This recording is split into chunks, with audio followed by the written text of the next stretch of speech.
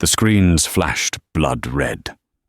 In the most secure building in the city, Aperture Dynamics, a billion-dollar deal was evaporating into thin air. CEO Julian Vance, a man who never lost, was watching his empire die. His chief of tech was useless. The boardroom was a tomb, and a ransom note from a digital ghost was the only thing on the monitor. Then the door opened. It wasn't security. It wasn't a consultant. It was a waitress pushing a coffee cart, and she was about to change everything. The air in the Aegis room was worth more than most people's homes, filtered to 99.9% purity. But on this Tuesday night, it was thick with the metallic tang of panic. The Aegis room was Julian Vance's fortress. Located on the 80th floor of the Aperture Dynamics tower, it had no windows. Its walls were solid slabs of smart glass, currently displaying a catastrophic, unified message, a flashing red icon of a broken shield. The company's logo, Julian Vance, CEO and founder, looked like a man carved from granite usually. Tonight, the granite was cracking. Status, Marcus. Now.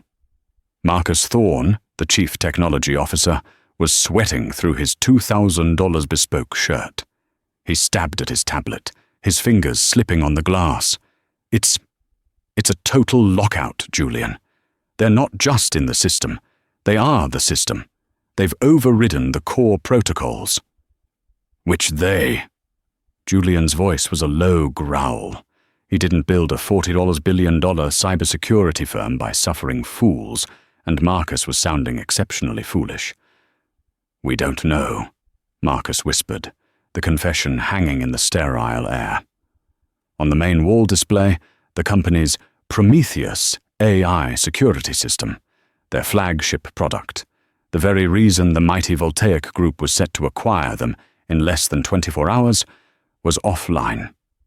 In its place was a simple, black terminal window.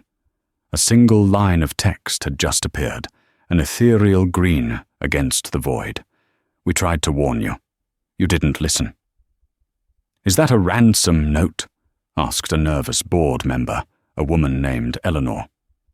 Are they demanding money?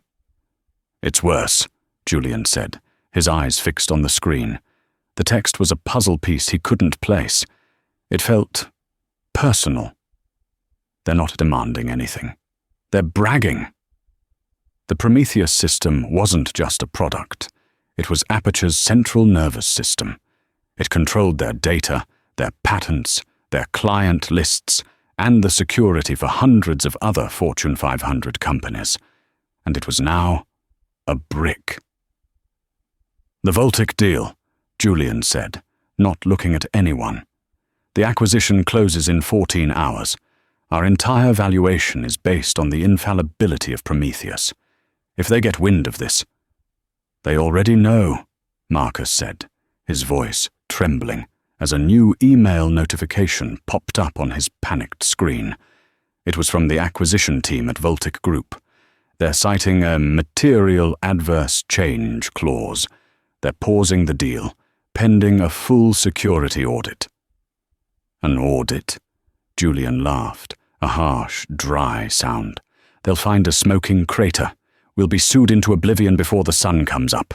Get it back, Marcus. I don't care what it takes. Bribe them, pay the ransom. Cut the hard lines to the building. We can't, Marcus finally yelled, his professional mask shattering. There's nothing to cut. The attack isn't coming from outside. It's a zero-day exploit. It's a ghost in the kernel. It's something native. It's a chimera. Julian stared at him. A what? A chimera protocol. A recursive ghost key. It's theoretical. It's impossible. No one should know how to build that. As Marcus babbled, the green text on the main screen blinked and added a new line. You fired the only person who could help you. P.S. We know you're thirsty. What the hell does that mean? Eleanor asked. Thirsty? Is this a joke? Julian slammed his fist on the polished obsidian table. The impact dislodged nothing, but the shock of it silenced the room. Get me a full diagnostic. I want a list of every employee, current and former, who had access to the Prometheus source code in the last 3 years. And someone, he barked, rubbing his temples. For God's sake, get me a coffee. A black coffee. It's going to be the longest night of our lives. The order was rhetorical, a venting of steam. The executive assistant outside had already been dismissed. The 80th floor staff sent home hours ago as the executive team prepared for the final, celebratory acquisition meeting. The Aegis room was on full lockdown. No one was getting in or out. Or so they thought. 3 miles away, Linda Hayes was wiping down the chrome espresso machine at the Daily Grind, a cafe that was anything but. The grind was real, but the daily was a special kind of hell. Linda was 28, but some days she felt 80. She had a mind that could, and had, designed recursive algorithms in her sleep, a mind that had once been courted by the biggest tech firms in the world. Now she used that mind to calculate the precise foam-to-liquid ratio for a dozen different kinds of lattes. Big order came in, Linda. Sal, the owner, called from the back. Sal was a kind man who wore food-stained aprons and worried about her. Emergency order. Aperture Tower, top floor. They want the Executive Savior package. Linda froze, her hand still holding the damp rag. Aperture. The name was a cold stone in her stomach. She hadn't set foot near that building in 2 years. Not since the day they had security walk her out, her personal items in a cardboard box, her reputation in ashes. That's a lot, Sal, she said, her voice quiet. The Executive Savior was a joke they'd invented. 6 air pots of coffee, 4 dozen mixed pastries, and a basket of energy drinks. It's almost midnight. Who's working that late? Billionaires, honey, Sal chuckled, loading the insulated bags. Their system probably needs a reboot. Here, I'll help you load the cart. Linda's hands were shaking as she screwed the lid on the midnight black roast. She had designed the original security protocols for the Aperture Building's access system. She knew its flaws. She also knew the flaws in Prometheus. She'd found them. She remembered the report she'd filed, Project Ghost. It was a hypothetical attack, a thought experiment, a chimera protocol, she'd called it, a malicious code that could wear the system's own security signature like a mask, allowing it to walk right through the front door, lock it from the inside, and become the new owner. She had presented it to her direct manager, Marcus Thorne. He had laughed at her. "This is chicken little nonsense, Hayes," he'd said, tossing her 40-page report onto his desk. "Your job is to patch UI bugs, not invent fantasy doomsday scenarios. Stop chasing ghosts." She hadn't stopped. She'd escalated it. 2 days later, she was called into HR for creating a disruptive and paranoid work environment. A week after that, she was fired for insubordination. Now, 2 years later, she was a waitress, her brilliance reduced to sketching complex data structures on the back of order napkins, which Sal mistook for pretty doodles. She pushed the heavy rolling cart out into the damp night air. The Aperture Tower loomed over the city, a monument to the man who had signed off on her dismissal. Julian Vance. He probably didn't even know her name. She arrived at the glittering lobby. The security desk, usually manned by 3 stone-faced guards, was empty. A single, flustered-looking man in a wrinkled suit was yelling into his phone, "I don't care! The keycards are all dead! Just prop the main doors." The main security system. It was down. Linda felt a chill that had nothing to do with the late-night air. No one, not even a janitor, should be able to get past that lobby desk. She pushed her cart past the flustered man, who didn't even look at her. He just waved a hand. Yeah, catering, go on up. Use the service elevator, if it's even working." It wasn't. But the main executive elevator, A glass and steel rocket reserved for Vance and his chosen few was wide open, its system offline and its doors permanently ajar. She rolled the cart in, hit the button for 80, and felt a strange, terrifying sense of dread. The building was dead. The systems she knew were offline. It's not a fantasy, she thought, as the elevator began a slow, grinding ascent. The ghosts are real, and they're in the machine. The 80th floor was silent, but it was a loud silence, the kind that comes after a bomb has gone off. The lights were on, but they were the flat, unflattering emergency lights. The smart glass walls of the hallway were blank, their usual placid blue and white aperture branding gone. Linda pushed the cart over the plush, offensively expensive carpet. She could hear the voices now, leaking from the heavy steel door of the Aegis room. It was ajar. That more than anything told her something was fundamentally broken. The Aegis room was designed to be a vault. It never, ever stood open. She heard a man's voice, sharp with rage. "Sued into oblivion!" She heard another, trembling. "It's impossible, I tell you. Theoretical." She hesitated. This was not her problem. This was the problem of the people who had crushed her. Her job was to drop off the coffee, collect the signature, and go back to her life of wiping counters. She pushed the cart to the door and nudged it open with her hip. "Excuse me," she said, her voice practiced, professional, and entirely dead. "I have the executive savior package." The scene that greeted her was apocalyptic in a sterile, corporate way. 6 people, the most powerful executives in the city, were scattered around an obsidian table. They looked like statues in a museum that had just survived an earthquake. Julian Vance was standing, white-knuckled, glaring at the main wall. Marcus Thorne was pale and visibly shaking.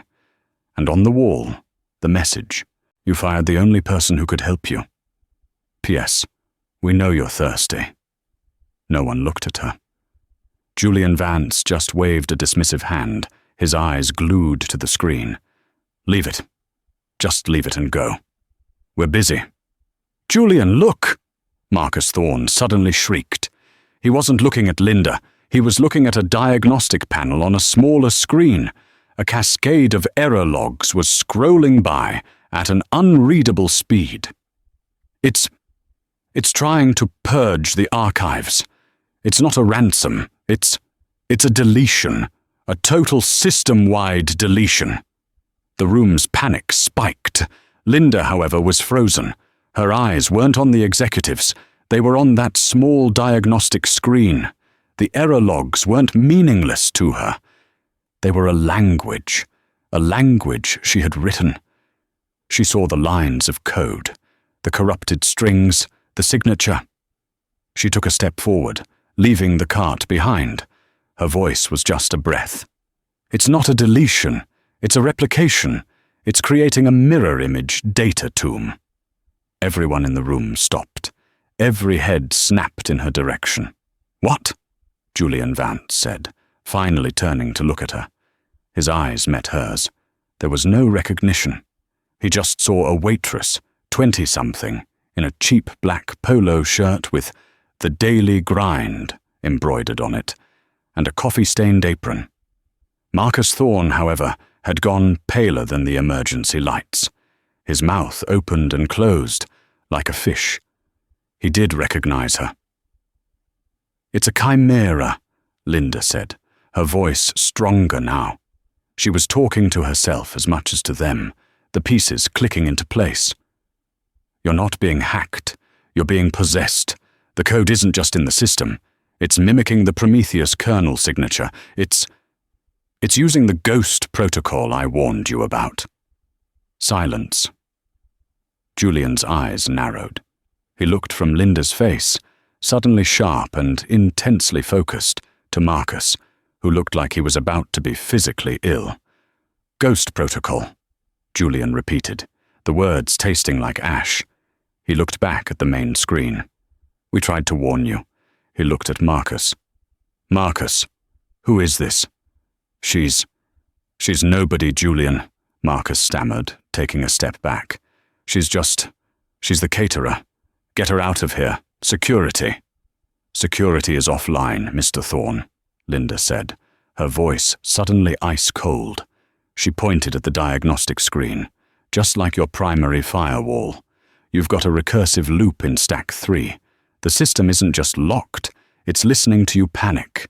And the more you try to fix it with your standard admin keys, the deeper the chimera digs. You're just making it stronger." "You!" Marcus finally exploded, pointing a shaking finger. "This is you. You're the hacker. You're Ghost." Julian Vance looked at the waitress. He looked at his terrified CTO. And he looked at the nameplate on her shirt, half hidden by the apron. Linda. His mind raced back 2 years, a report, a termination, a disgruntled junior analyst. "Hayes," Julian breathed. The name was a thunderclap in the silent room. "Linda Hayes, the Ghost report. You're Linda Hayes." The waitress in the coffee-stained apron met the billionaire's gaze. "And you," she said, "are in a lot of trouble, Mr. Vance." The revelation hung in the air, heavier and more toxic than the CO2 building up in the sealed room. Linda Hayes. The name echoed in Julian's memory. It was attached to a file, a termination summary he had rubber-stamped without a second thought. "Insubordinate, disruptive, paranoid," Marcus had written. "Obsessed with a theoretical, non-existent vulnerability." "You," Julian started, his voice a low growl of dawning comprehension. "You wrote the Ghost report." "I did," Linda said. She walked past the obsidian table, past the stunned, silent board members. She stood in front of the main diagnostic screen, her reflection a pale ghost in the glass. "I wrote it. I designed the Chimera attack simulation. I found the flaw in the Prometheus kernel. I told him," she pointed a thumb at Marcus, "that a hostile actor could use it to create a perfect, undetectable system mimic." "She's lying!" Marcus shrieked, finding his voice. "She's unstable. Julian, she had a breakdown. We had to let her go. She was obsessed. This is her. She's the hacker. She's Ghost. She's been planning this for 2 years. Revenge." "Revenge?" Linda turned. For the first time, a spark of fiery anger lit her eyes. "You call this revenge, Marcus? I've spent the last 2 years steaming milk for hipsters. I'm making $40 an hour. If I wanted revenge, Mr. Vance, you would have known about it 2 years ago." She turned back to the screen. "This isn't revenge. This is sloppy. This is someone else using my playbook. Someone who read my report. Someone who knew the vulnerability was real and did nothing." Her eyes flicked to Marcus. "Someone who was too arrogant, too lazy, or too stupid to fix it." "That's enough!" Julian snapped. The power dynamics in the room had shattered, and he was fighting to regain control. "Ms. Hayes, you are in a secure area, in the middle of a catastrophic security breach which you apparently predicted. You will give me a straight answer. Are you Ghost?" Linda laughed. It was a sharp, bitter sound. "No, I'm not Ghost. I'm the one who warned you about them. Ghost is the name of the project I created to stop this. The hacker," she pointed to the screen. "They're just a fan." "Then fix it," Julian commanded. Linda didn't move. "Fix it." She repeated the words, tasting them. "Just like that. You fired me, Marcus. You blacklisted me. You told the entire industry I was unreliable.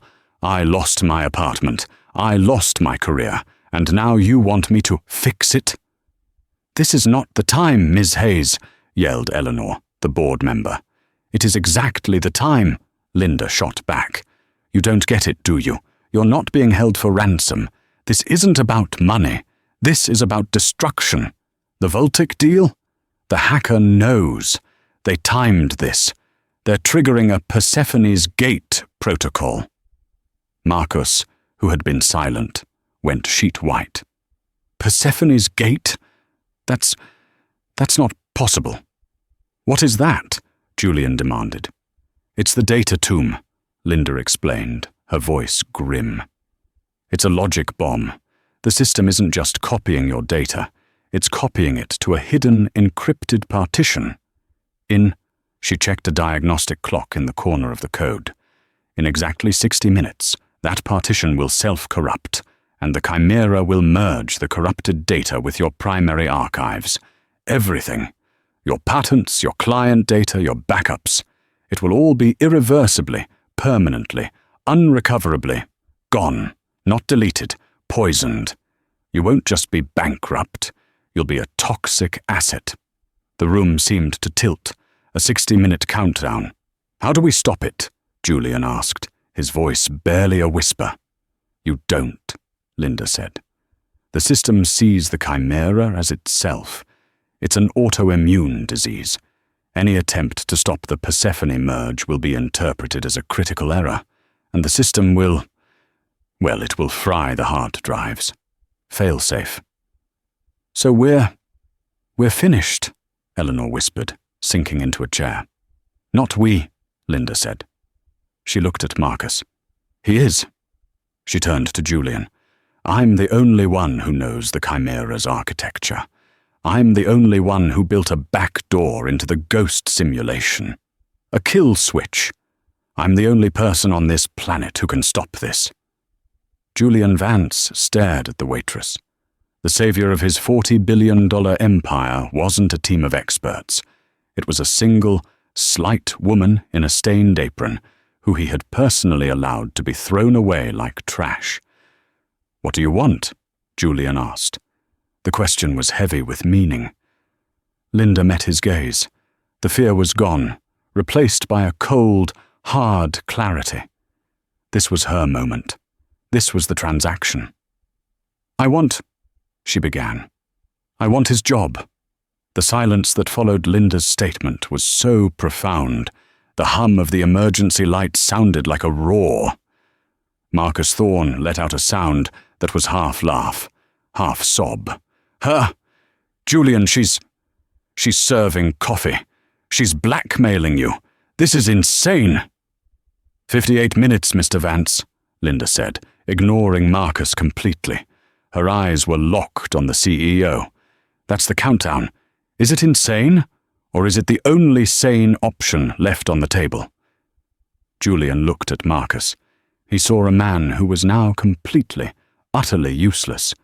A man who had either, through incompetence, allowed this to happen, or... A darker thought began to form in Julian's mind. You told me her report was theoretical nonsense, Julian said, his voice dangerously quiet, directed at Marcus. You told me she was disgruntled. You never told me she invented the attack. I didn't think it was real, Marcus protested. It was just code, lines on a screen. Which you're paid 7 figures a year to understand, Julian roared. He turned back to Linda. His face was a mask of cold calculation. His job, Chief Technology Officer. That's right, Linda said.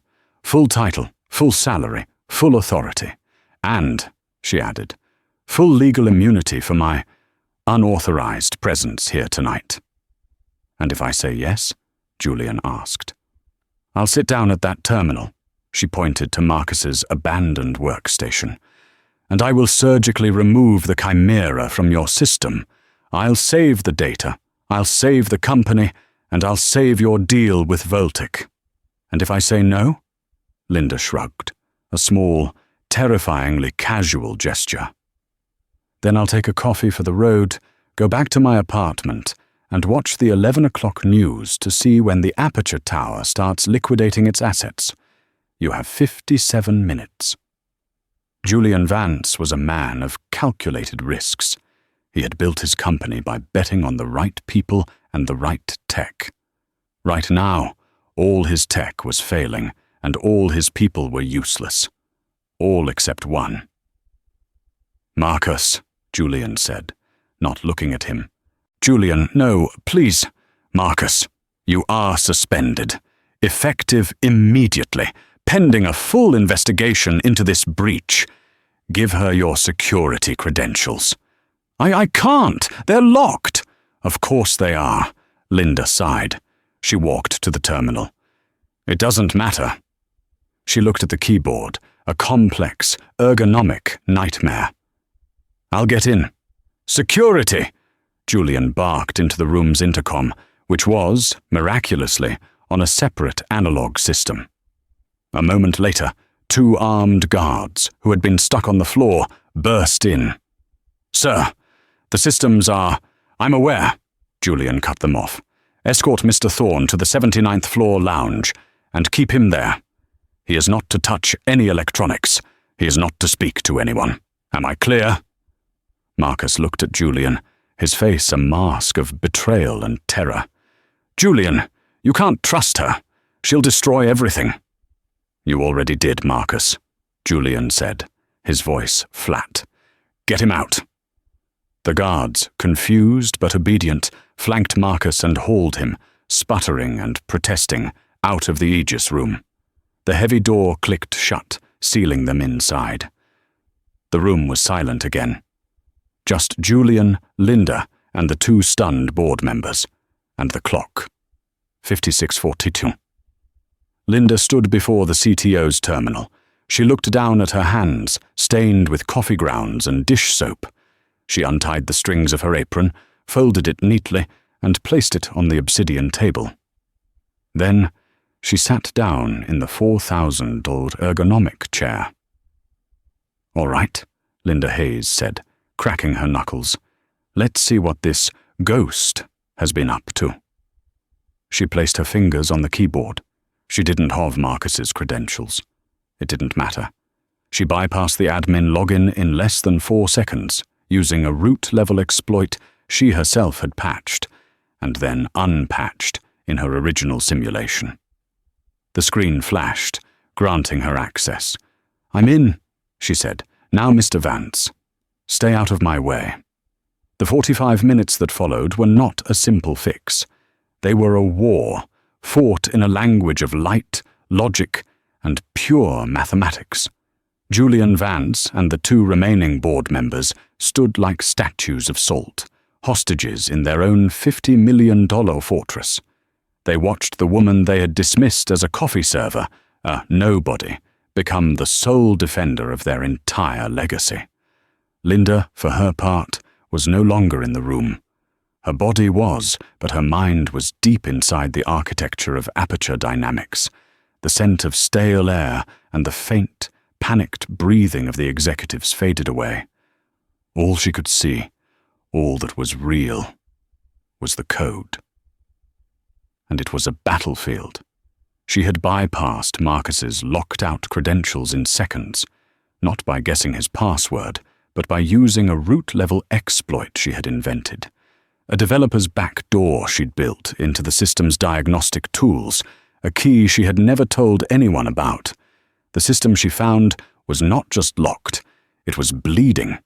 The Chimera Protocol, her Chimera Protocol, was a thing of terrible, twisted beauty. Marcus hadn't just used her theory, he had weaponized it, but with all the finesse of a butcher.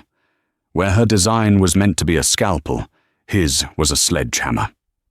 The code was alive, a malignant, oil-slick shadow that had wrapped itself around the core kernel.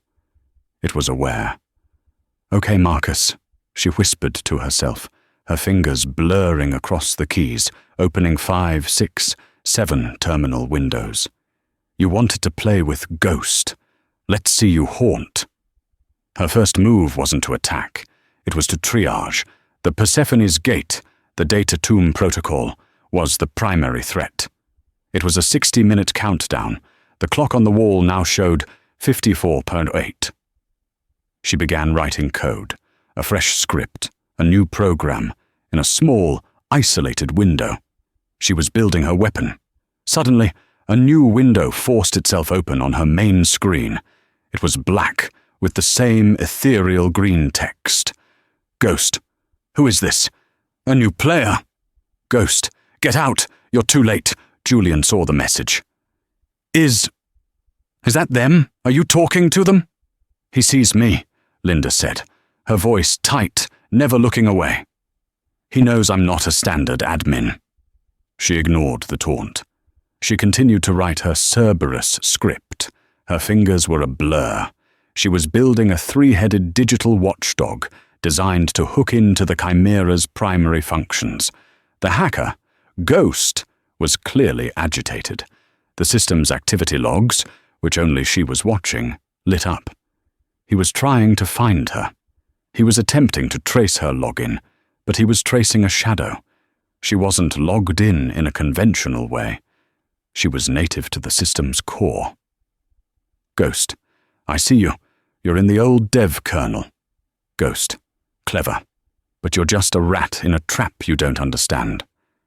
He's arrogant, Linda murmured, and he's sloppy. What do you mean? Julian asked, desperate for any scrap of information. He's talking too much, Linda said. He's giving himself away.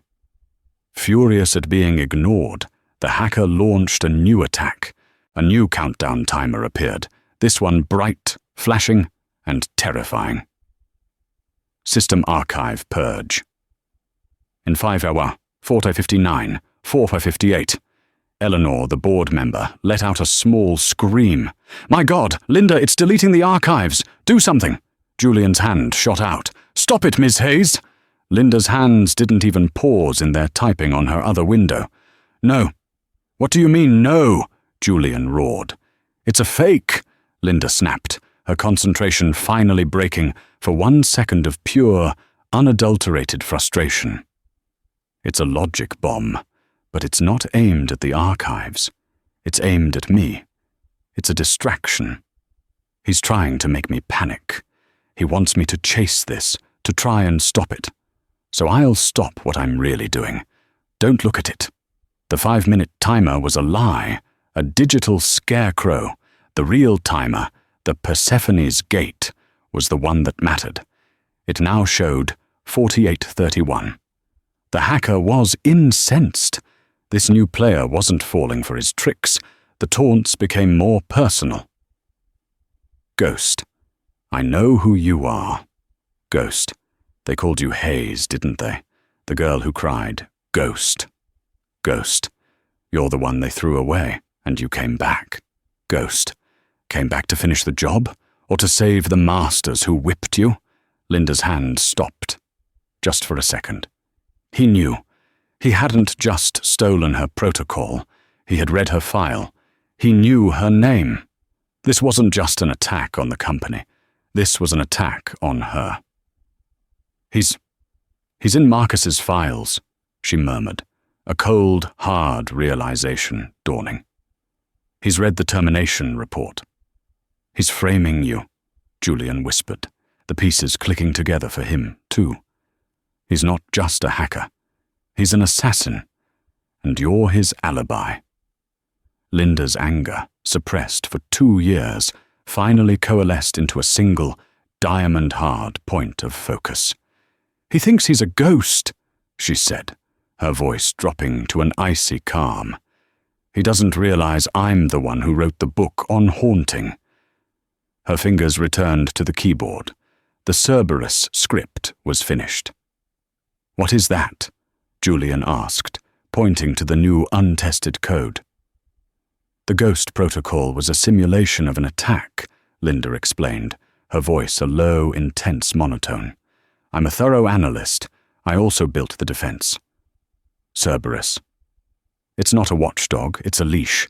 It's not designed to kill the Chimera. That would be impossible, it's too integrated. It's designed to tame it.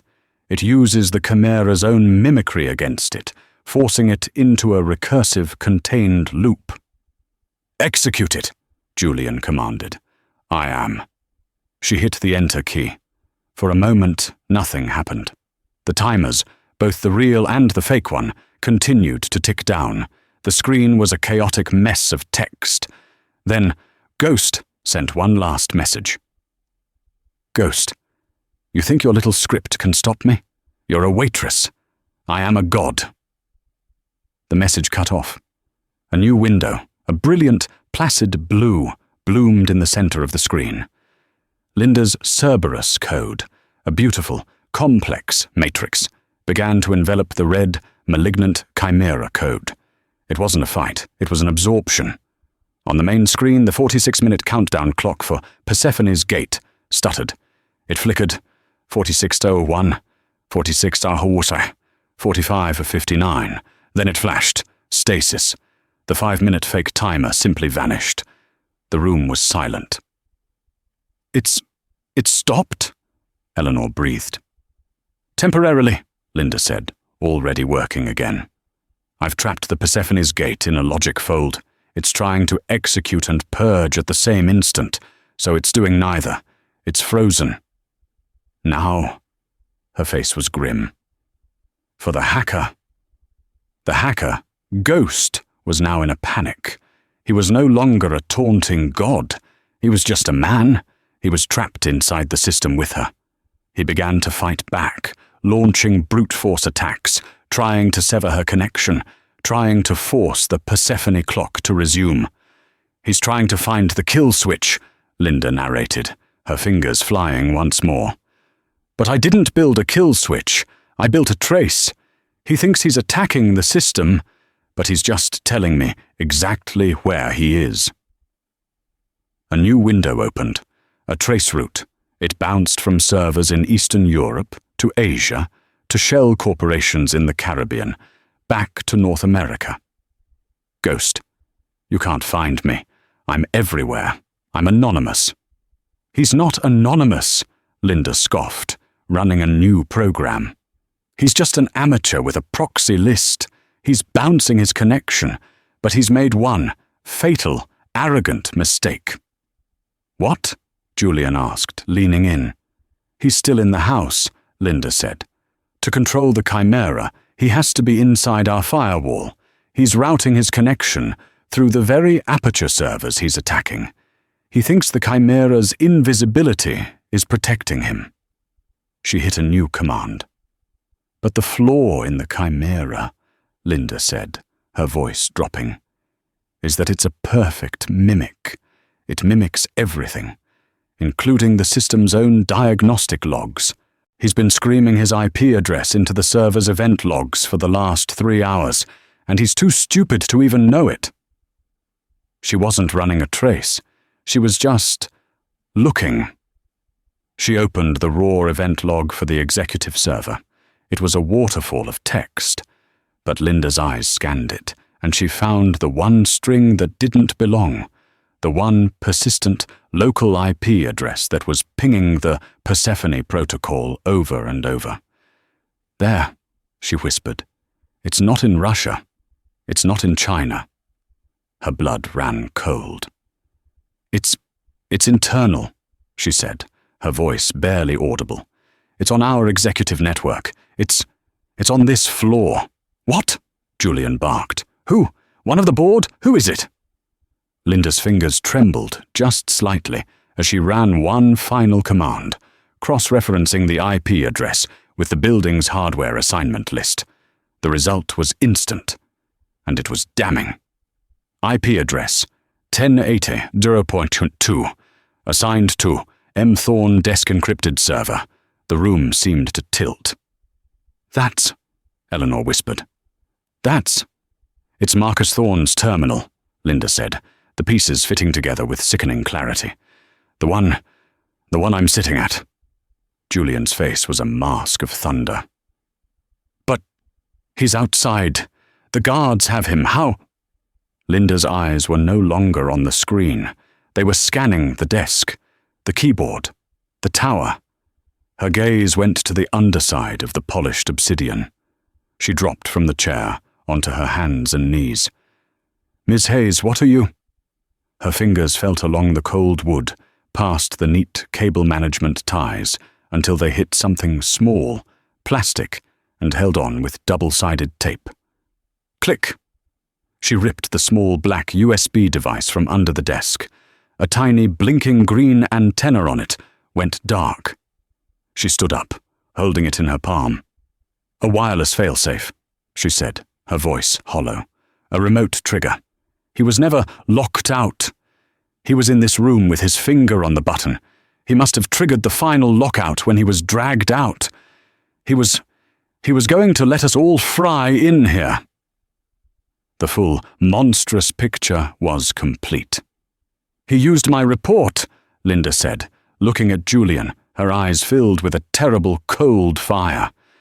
"He knew the Voltic audit would find the flaw I warned him about. He'd be fired. So he decided to burn the company to the ground instead." She held up the USB drive. "And he was going to make it look like I did it. The ghost. The disgruntled ex-employee who finally got her revenge." She looked at the coffee cart she had wheeled in a lifetime ago. "It was the perfect plan," she said. "He just didn't count on one thing." Julian Vance, his entire world remade in the last hour, stared at her. "What's that?" "He didn't count on you ordering coffee." The countdown clock was frozen. The digital screaming of the alarms had ceased.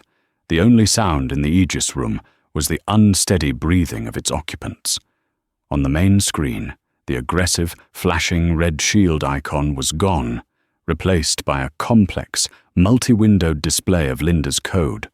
The Cerberus program, represented by a simple, three-headed dog icon, pulsed with a steady, placid blue light.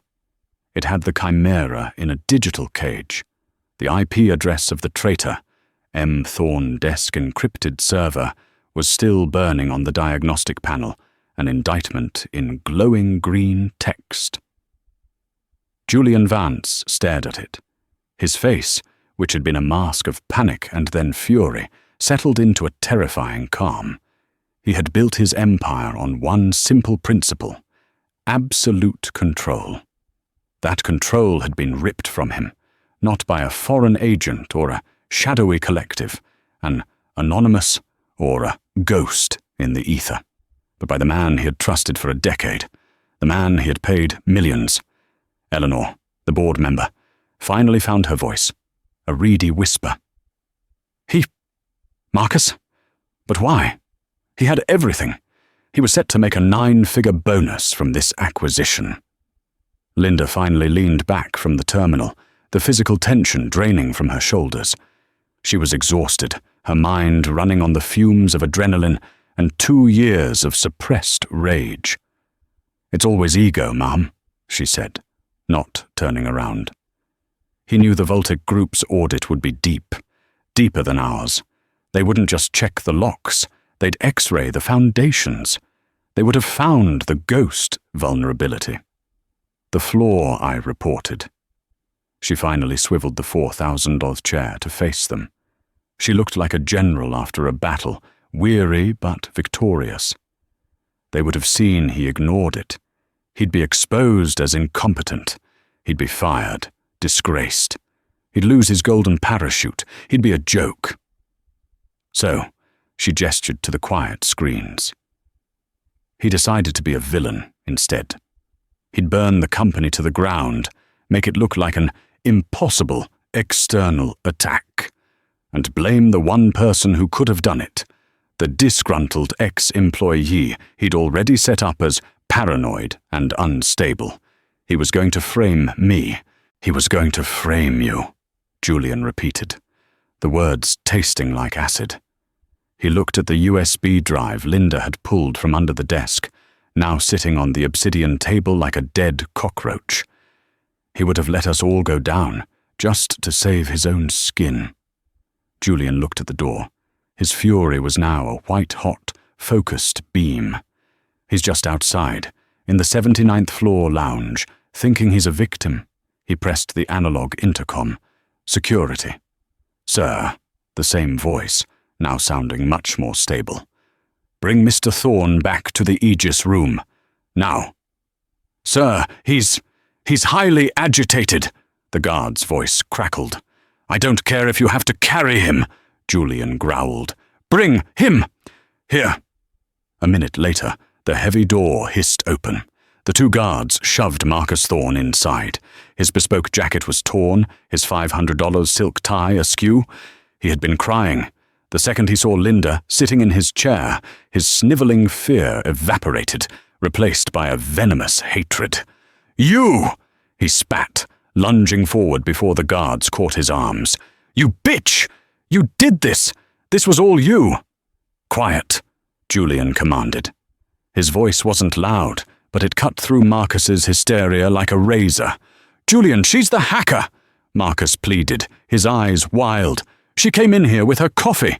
She planted that thing." He pointed at the USB drive. "She's been planning this. Tell him, Eleanor. She's—" "Quiet," Julian said again. He walked calmly to the diagnostic screen and pointed. "Is this your IP, Marcus?" Marcus froze. His eyes darted to the screen, and the blood drained from his face. The M. Thorne desk-encrypted server was an irrefutable digital fingerprint. He knew it. Linda knew it. And Julian, in that terrible dawning moment, knew it too. You can't prove that," Marcus stammered, his last pathetic defense. Linda spoke, her voice calm and cold as a tomb. "I don't have to. You did. You used my ghost protocol, but you weren't smart enough to understand it. You thought you were invisible, but you were just a child playing in an attic, screaming at the top of your lungs. The Chimera, by design, mimics every system protocol, including diagnostic logging. Every command you typed, every file you corrupted. You were logging it all to a hidden partition. A partition I'm currently downloading. The entire confession, with timestamps. You didn't just leave a fingerprint, Marcus. You left a signed, notarized confession." She hit a final Enter key. A new folder labeled E. Thorne. Confession logs appeared on the desktop. Marcus Thorne visibly collapsed, the fight leaving him all at once. The guards held up a man who was, for all intents and purposes, a dead-weighing sack of expensive clothes. You were just a waitress," he whispered, a question and a curse. "You were supposed to be nothing." "I was never nothing," Linda said, standing up from the chair. "I was just waiting. You, on the other hand, are less than nothing." Julian Vance nodded to the guards. "Get him out of my sight. Don't take him to the lounge. Take him to the lobby. The police will be here in 5 minutes. I want them to arrest him in front of the world. Give them that." He pointed to the USB drive. "And that," he pointed to the screen. "Tell them to call our legal department.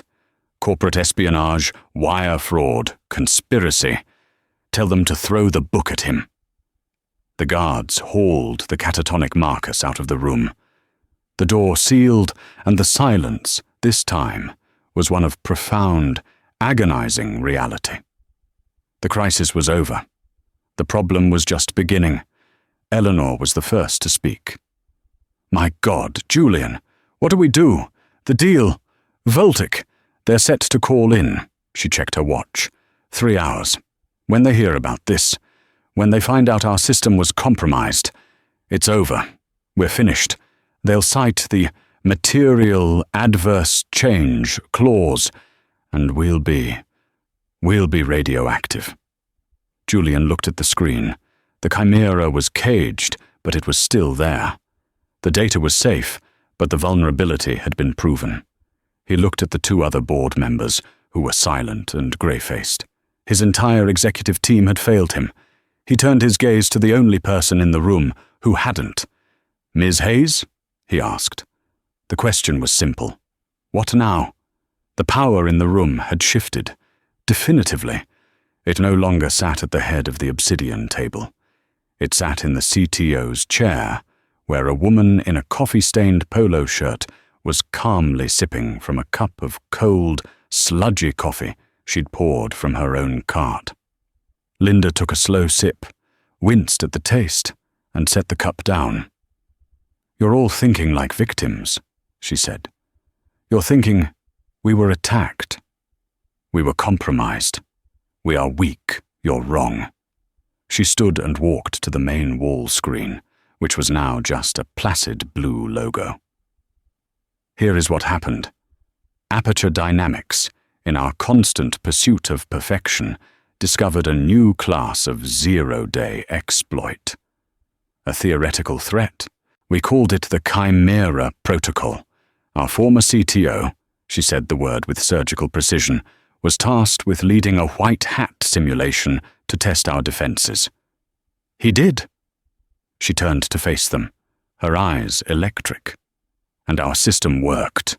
The Prometheus AI detected the impossible attack. It initiated the Persephone's Gate failsafe to protect the data, and our new cutting-edge counter-protocol, Cerberus, successfully neutralized the threat. The test was a complete, unqualified success. Julian Vance stared at her. A slow, dangerous smile began to spread across his face. A test. A stress test, Linda confirmed. The most successful in cybersecurity history. We didn't just survive an attack no one else on Earth knows exists. We tamed it. The Chimera is still in the kernel, yes. It's a part of the system now. We can't delete it. So, she clicked a key, and a complex diagram filled the screen. We don't. We integrate it. We neuter its hostile code and turn its mimicry protocol into a new kind of diagnostic tool. We turn the ghost into a guardian, an adaptive, internal defense that mimics any new threat and learns how to kill it before it can even act. She pointed to the diagram. We're not just selling Voltic a shield anymore, Mr. Vance. We're selling them the shield and the sword. We're selling them Prometheus, and we're giving them Cerberus. Our valuation didn't just hold, it just doubled.